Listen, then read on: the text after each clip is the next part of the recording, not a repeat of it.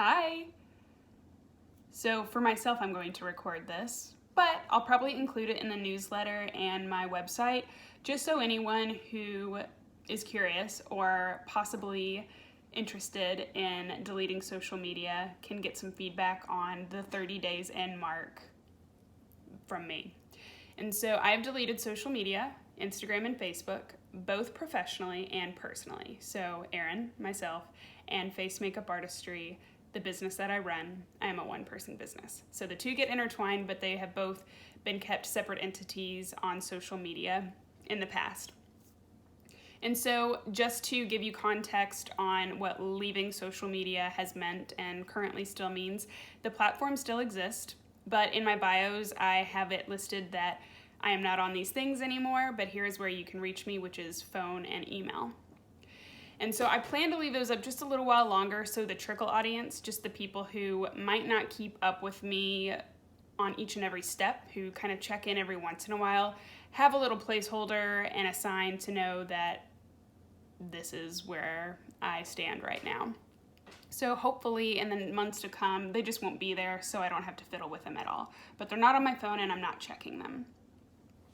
Okay, so now let's talk about the big fines. So I'm gonna start personally first and then professionally.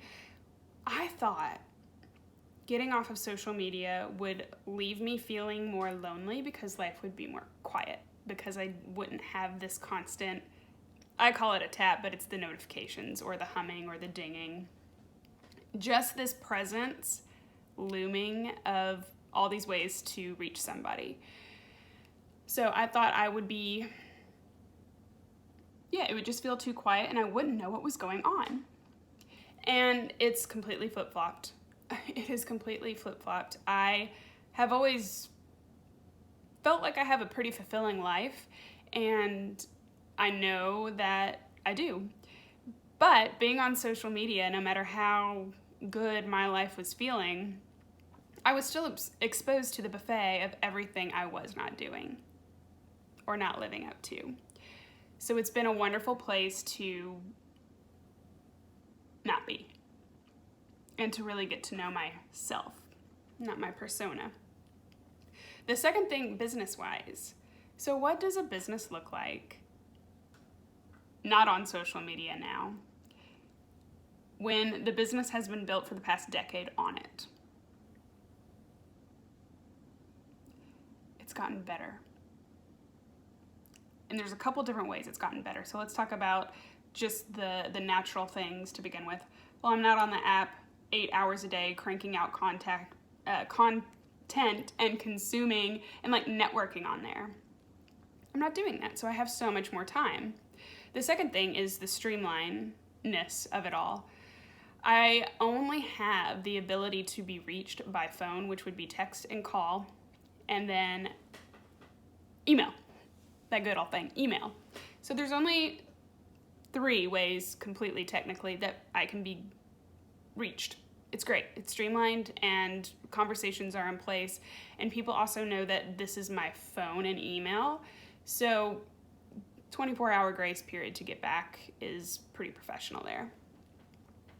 And so the other ways that it's improved business-wise, just more bookings. I think people, I don't know completely, but I think because I don't have these things, word of mouth is stronger, and it's like a little secret, you know? But there's just been more bookings. More people are hearing about me. That is nuts. And then the last thing is just the caliber of people who are booking with me, and it's a lot of current people who have just kind of elevated in that way too, of wanting true connection, wanting truth, wanting privacy, wanting a good conversation, peace and quiet, wanting to have self-discovery, and then the reopening of new people being like, yeah, this is actually some truth embedded in this too. So it's a new formed audience, and it's the way that I want to behave and be, and the people who I want to sit in my chair too. So that has been so rewarding, and I was very nervous about it. But again, it had to happen more than my nerves about it. So The other like lasting parting thought I would say with this is, gosh, why was I so, no, why did I not even consider that it was an option to leave social media for so long?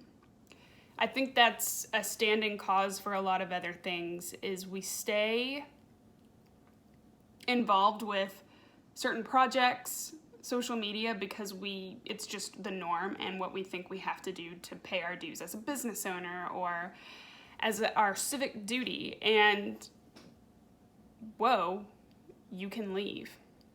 You can leave something. You can put it down. You can reroute. You can stop. You don't have to participate. You are your own agent. So I know these things are meant to be a cultural cornerstone, and I don't think they're completely evil. So please don't think that that is what I mean. But I really have enjoyed being off of social media for the first month, and I can't wait to do a compare and contrast for the entire year. Thank you everyone who has been that word of mouth cornerstone for my marketing, because it's pretty much all I have besides the email newsletters and then just Google search. I appreciate you, and I wish everyone well. See you in real life.